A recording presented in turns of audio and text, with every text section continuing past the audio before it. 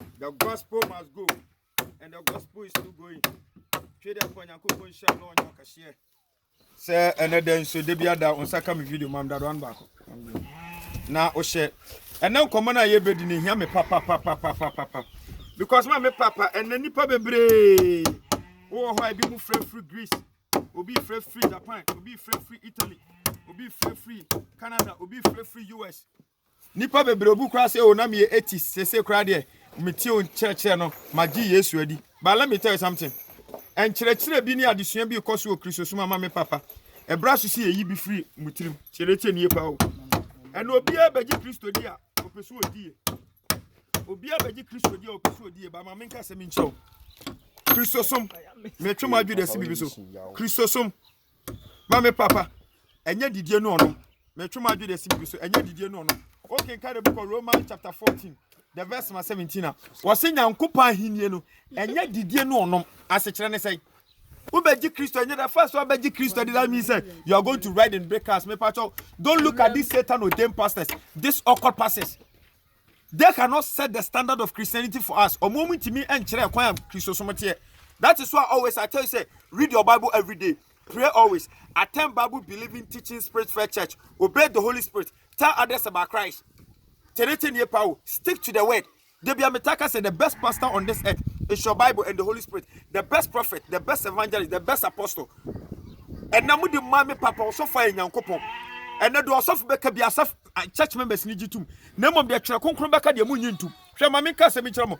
And church be Coswo Christosum, 2 Corinthians chapter 8, verse 9. And when him say, yes, Christ Adomono, now or you're the four, now obey Henny, say a baby, I'm here, so be on the four. Many also for with me, many also about. Yes, you know you're the four, mammy papa. What was yes? Yea, you can't wait to me, Trima, Obita Sonda was say, yes, Christ Adomono, no, you're the four, no be Henny, say a baby, I'm here, so be on the four. And the Mabaji, yes, you did, as a metoka, as a missifi, as a yes, it's a lie. But so often I want the sign church.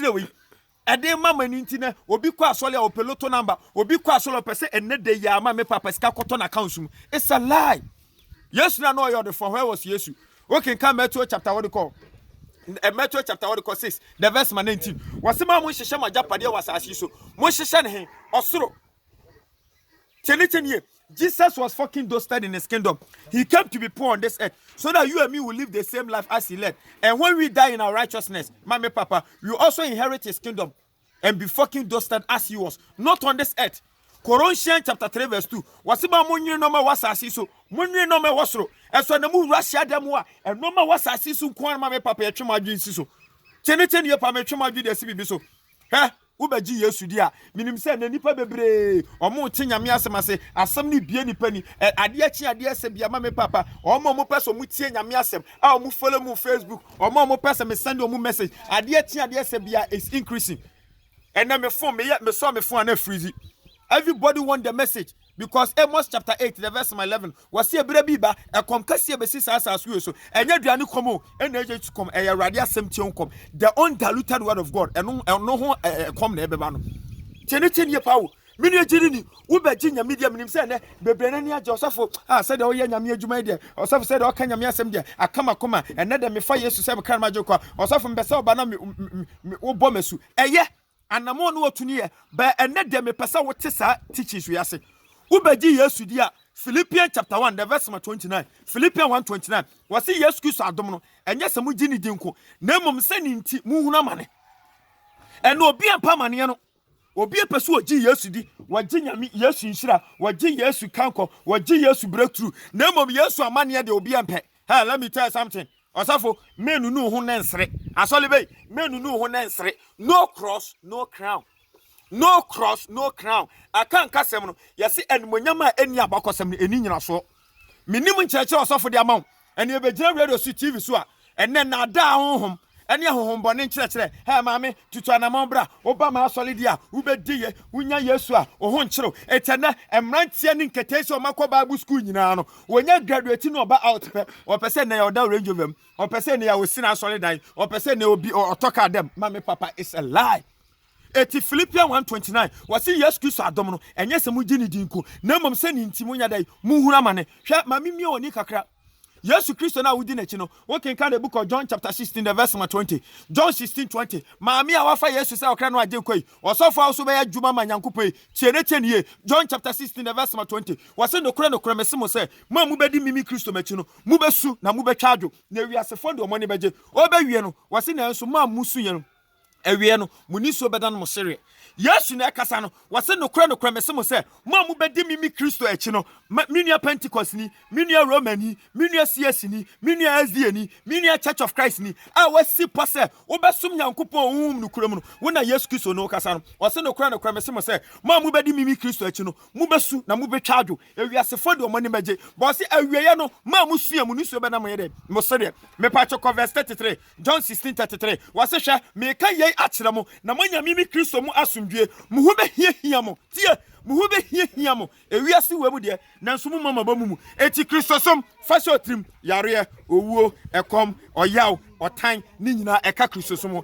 eba enkokomfo ho eba enkomalam ho eba ma me papa enko Satan odem pastor so James chapter 1 verse 22 Bible say enshan onipa so okwa amane mu me papa oto no boase na sa nipa no firim totrota woni ebebu se wo ye nkunimdi abotre hwe ma me kase bi ncho ya wa amane ya otini ni amane eni yo odibo eni amane me pacho otini ni amane ni wo kenka de book of ma me papa 1 Peter chapter 2 verse 20 1 Peter 2:20 wase hwe se mu koye bone mu ko bokro no mu ko bodwaman na se mu hu amane emfa so be no wom na mom se mo trene anase mo papa ntino mu hu amane dia na nhira no when your friend say when Nyankopon madom we be say me panyame anu madom me panyame anu madom me pacho nyame anu madom nie nyame anu adom ya ka so obi nyame anu madom a me pacho fa Bible no 1 Peter chapter 2 the verse 20 adom ni nie say wo trene wo papa ntino ya town wo trene wo papa ntino ene do obedi hu kura ho ade no when you ka say nipa no we dey wanya Nyankopon madom me nu agiri ni a wuche me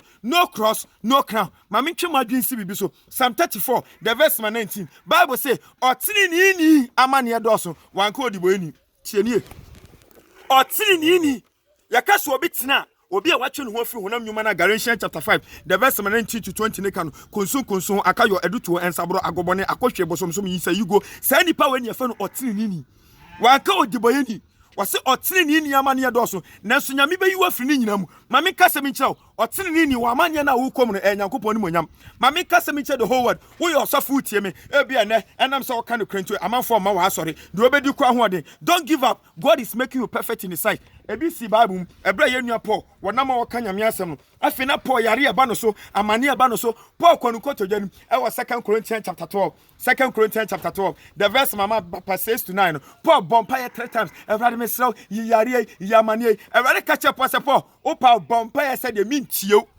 otini ni wo amane no wona hu ni say amane o but God is making you perfect in his sight but dia ba kwa me pese me catch me ni agini bia ma me papa ena awie ena nopai ena nwumre ne saka video say he 1 Peter 5:10 Bible ne say after you have suffered a while then I will settle you and strengthen you and put you back in your right position ebra otini ni kwa amane mu no satam na nyame di siesio tiene na Nyankopon di siesio menu agiri ni ade ba ko pena mpese me ka kyerɛw yɛne ya Kristofo yɛn hyehyɛ agapade wɔ sase so ɛna ade ba ko me pese wiasa fa na nyina ti ase na mo hyɛ ne nso nie wo bagi Yesu di a wo ma bɔ na wo tena se matrene a me pacho ade ba ko pena nyame de hyɛ yɛbɔ wɔamfa sika wɔamfa hu wiasa hude ade nyame de hyɛ yɛbɔ yɛ dan kwa 1 Timothy chapter 6 the verse mama me papa 12 1 Timothy chapter 6 the verse 12 wɔ se kugidie koparo na so dan kwa wasafu tie dan kwa wanka visa